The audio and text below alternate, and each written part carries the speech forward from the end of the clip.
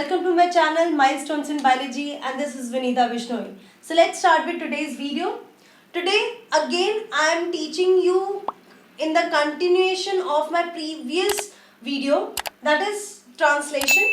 Translation के मैंने आपको 5 स्टेप्स बताए थे, जिसमें से जो फर्स्ट 2 स्टेप्स है that is activation of amino acid and charging of tRNA. These 2 topic I have already covered in my previous video, and now I am going to teach you about the last 3 steps of translation. So जो third step है translation का, that is initiation of protein synthesis. अब जो process है वो start होगा.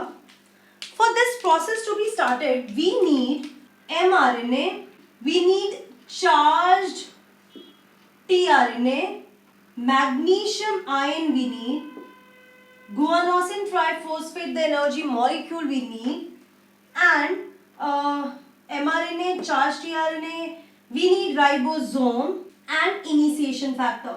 So these things we need for start the protein synthesis process.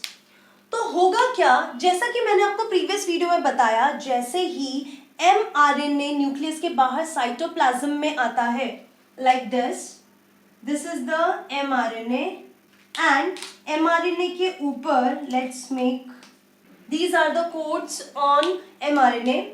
तो सबसे पहले, because at its 5' end you will find guanosine triphosphate present, 7-methyl guanosine triphosphate present. This is recognized by the ribosome. तो सबसे पहले आएगा ribosome की smaller unit. तो आपको पता है राइबोसोम जो है यूकैरियोट्स में जो राइबोसोम है वो 80S टाइप होता है, जो 60S है वो उसका लार्जेस्ट सब यूनिट है, एंड जो 40S है वो उसका स्मॉलर सब यूनिट है. So what is happening here कि जो फर्स्ट mRNA है वहां पे आके स्मॉलर यूनिट अटैच हो जाएगा. Fine.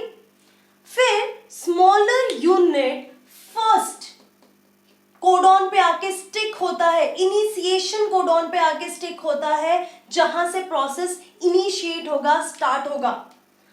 After that the tRNA, which is charged tRNA, it will come and recognize it, and because of this smaller unit will send message to tRNA. Fine. So tRNA will come with its amino acid on mRNA. As soon as this tRNA comes on mRNA, the larger subunit of ribosome will come and attach to the smaller subunit with the help of magnesium, and it need GTP and initiation factors to initiate the process further. ठीक है. तो सबसे पहले smaller सब unit आया. Smaller सब unit की वजह से message will go to the tRNA. Now this tRNA will come up with its first amino acid, and then because of that the other larger subunit will come at the same time, and with the help of magnesium this will attach to the mRNA. तो अब हुआ क्या, दोनों जो unit है वो mRNA के साथ कनेक्टेड हो गए हैं. Fine. Now when you will see this larger subunit is having 3 sites on it. One is the A site, other one is, let me remove this first. This is A site, then other is P, and the last one is E site. जो A site होता है उसका मतलब होता है amino acyl site. P होता है peptidyl, and जो E होता है वो exit. Fine. These are the 3 site. तो A जो है यहां से tRNA एंटर होगा, वहां पे टीआरएनए अपना अमीनो एसिड ड्रॉप करेगा और ई से अमीनो एसिड ड्रॉप करने के बाद जो ट्रांसफर आरएनए है, जो ब्लैंक हो चुके हैं, जिन्होंने टीआरएनए को डोनेट कर दिया है, they will move out with exit point. ठीक है, तो ये तो आपको पता ही है ना, एंट्री होती है, फिर प्रोसेस होता है एंड देन एग्जिट होता है। Same there are 3 sites on this ribosomal RNA. अब राइबोसोम पे ये 3 साइट्स हैं। अब आपको ये समझना है कि ए से हमेशा ट्रांसफर आरएनए एंटर होता है अमीनो एसिड के साथ, बट जो फर्स्ट अमीनो एसिड होता है, जो फर्स्ट टीआरएनए होता है, वो पी पर आएगा, उसको एडवांटेज होता है। ठीक है, वो नया नया है, उसको तुरंत जहां प्रोसेस होता है वहां पे पहुंचा दिया जाता है। ठीक है, तो बाकियों को क्या है, यहां से आना पड़ेगा, बट जो मिथाइल वाला टीआरएनए है वो डायरेक्टली पी पॉइंट पे आके अपने अमीनो एसिड को ड्रॉप कर सकता है and then it will remove from that place. This is how the initiation will occur for protein synthesis. So let's start. This is our mRNA AUG, just writing randomly mRNA। इसके ऊपर ribosome आया, फिर P point पे first tRNA has come with its amino acid methionine। Fine, अब क्या होगा ये जो राइबोसोम है it will move little ahead, क्योंकि राइबोसोम जो है वो मूव होता जाएगा mRNA पे। So what is happening here, next दूसरा राइबोसोम जो होगा वो यहां पर आता है। ठीक है, next ribosome, next tRNA will come with its amino acid at the point A side पे दूसरा राइबोसोम आएगा। Then the next step will start, that is the step number 4, elongation process, and for elongation process GTP, elongation factor, ribosome, mRNA and tRNA is required with amino acid. So these are the requirement for elongation. So elongation के time पे अब क्या हुआ कि ये तो P side पे आया था सबसे पहले और A साइड पे दूसरा ट्रांसफर आरएनए आया अपने अमीनो एसिड के साथ। अब क्या हुआ कि ये जो टीआरएनए है, दिस टीआरएनए विल एग्जिट। ठीक है, ये टीआरएनए अपने अमीनो एसिड को छोड़ के चला जाएगा। बिकॉज ऑफ दैट ये यहां पे जो इसका COOH ग्रुप है that will become free because tRNA उसको छोड़ के चला गया। जब टीआरएनए छोड़ के चला गया तो वहां का जो फंक्शनल ग्रुप है अमीनो एसिड का दैट विल बिकम फ्री। अब ये जो COH है that will make a bond with amino group of amino acid which is present at the site A. Site A पे जो अमीनो एसिड है उसके अमीनो एसिड के अमीनो ग्रुप के साथ दूसरा वाला अमीनो एसिड बॉन्डिंग करेगा, दैट इज पेप्टाइड बॉन्ड। और पेप्टाइड बॉन्ड के लिए कौन रिस्पॉन्सिबल है, enzyme which is present at the P site. The name of that enzyme is peptidyl transferase. This is the enzyme which is responsible for formation of peptide bond.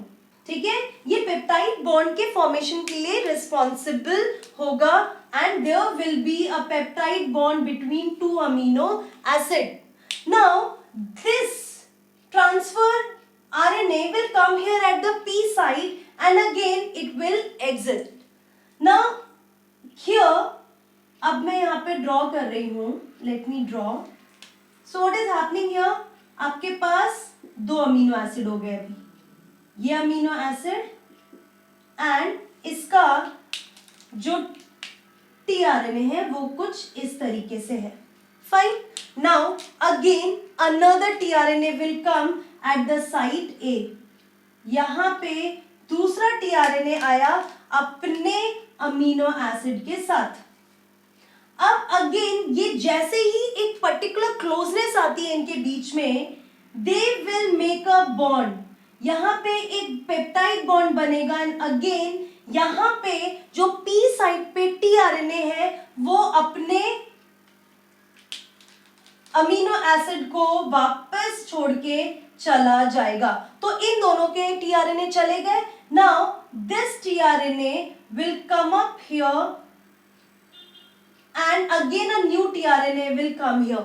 Likewise A वाला जो space है, site है ribosome पे, larger सब unit पे, वो vacant होता जाता है क्योंकि जो बाकी के tRNA है वो A पे से P पे जाएंगे, P से E पे जाएंगे and then they will be released, वो अपने अमीनो एसिड्स को. तो इसी तरीके से यहाँ जो P साइट पे एंजाइम पेप्टिडाइल ट्रांसफरेजेस है वो इनको बॉन्ड फॉर्मेशन करने में हेल्प करेगा. Fine, again I am repeating this.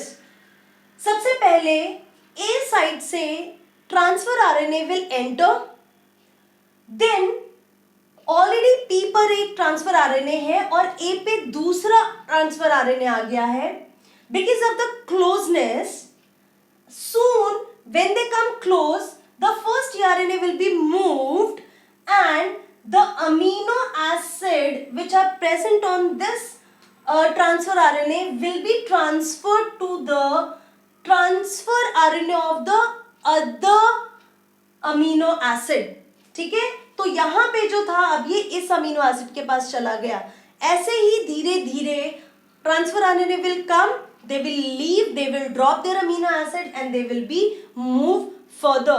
इसी तरीके से जो राइबोसोम है वो एक एक कोडॉन आगे बढ़ता जाता है और अमीनो एसिड को according to the codon the tRNA will bring the amino acid and a polypeptide chain will be formed like this. इस तरीके से polypeptide chain बनती जाएगी. और जो लास्ट स्टेप होता है दैट इज टर्मिनेशन. टर्मिनेशन के लिए क्या होगा, जैसे यहाँ पे UAG, this is the termination codon. जैसे ही राइबोसोम टर्मिनेशन कोडॉन पे पहुंचता है, for that codon there is no anticodon, no tRNA, then because of that this process, this ribosome will dissociate.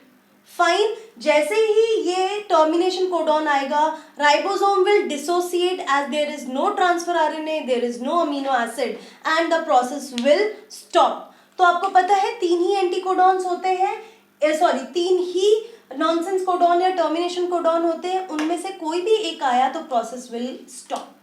So this is all about translation. So translation के 5 step होते हैं. आज के video में मैंने 3rd स्टेप से start किया है जहां से इनिशिएशन होता है प्रोटीन सिंथेसिस का.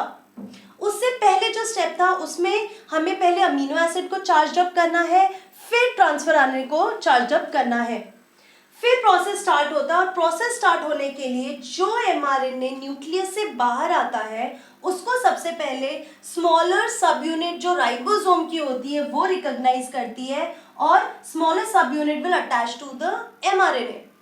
जैसे ही एमआरएनए को वो अटैच होते हैं, the mRNA will become active for protein synthesis. Soon after that जो फर्स्ट कोडॉन होता है इनिशिएशन AUG मिथ्योनिन, वो कोडॉन के बेसिस पे tRNA will bring anticodon and amino acid. As soon as that tRNA will come, at the same time the larger subunit will come and join to the smaller subunit and mRNA with the help of magnesium. Now the process will start. For starting the process you need GTP and initiation factor. GTP is the energy and initiation factors are the proteins which are required for this process. तो जो largest सब unit है उसके 3 sites हैं, exit site, peptidyl site and aminoacyl site. Aminoacyl site पे transfer RNA amino acid लेके आएगा, peptidyl site पे प्रोटीन दोनों अमीनो एसिड के बीच में पेप्टाइड बॉन्ड फॉर्मेशन होगा because the enzyme is present here named as peptidyl transferases. And जो राइबोसोम में आरएनए है वो भी एक एंजाइम जैसा ही एक्ट कर रहा है, इसलिए आप उसको क्या बोलेंगे, राइबोजाइम। ठीक है, अब सबसे पहला वाला मैंने आपको बोला कि ए वो प्लेस होता है जहां से ट्रांसफर आरएनए एंट्री लेता है अमीनो एसिड के साथ, बट मिथ्योनिन क्योंकि वो इनिशिएशन फैक्टर है, वो शो को स्टार्ट कर रहा है, इसलिए उसको प्रिविलेज मिली है, तो वो डायरेक्टली पी पर आता है ट्रांसफर आरएनए अपने अमीनो एसिड मिथ्योनिन के साथ। उसके बाद इलोंगेशन प्रोसेस स्टार्ट होता है with all these things. Elongation के लिए भी आपको जीटीपी की जरूरत है। तो होगा क्या कि जैसे ही ट्रांसफर आरएनए पी साइट पर है मिथ्योनिन के साथ, दूसरा amino acid according to the second code will reach to the A site of the larger subunit. जैसे ही वो दोनों क्लोज आएंगे, the first RNA will move out and immediately the second will come at the place of P. और P पे आते ही इन दोनों के बीच में पहला वाला अमीनो एसिड और दूसरे के बीच में बॉन्डिंग होगी। क्यों होगी? बिकॉज जो फर्स्ट अमीनो एसिड है जैसे ही ट्रांसफर आरएनए उसको छोड़ के चला गया, इसके पास COOH ग्रुप फ्री हो गया and it can make a bond with amino group of another amino acid. तो ये हो गया पेप्टाइड बॉन्ड। तो पेप्टाइड बॉन्ड बनते ही फिर वापस से ए पॉइंट पे दूसरा ट्रांसफर आरएनए आता है according to the next codon. इस तरीके से चेन इलोंगेट होती है एंड जैसे ही टर्मिनेशन कोडॉन आता है the process will stop. This is a very important step of protein synthesis.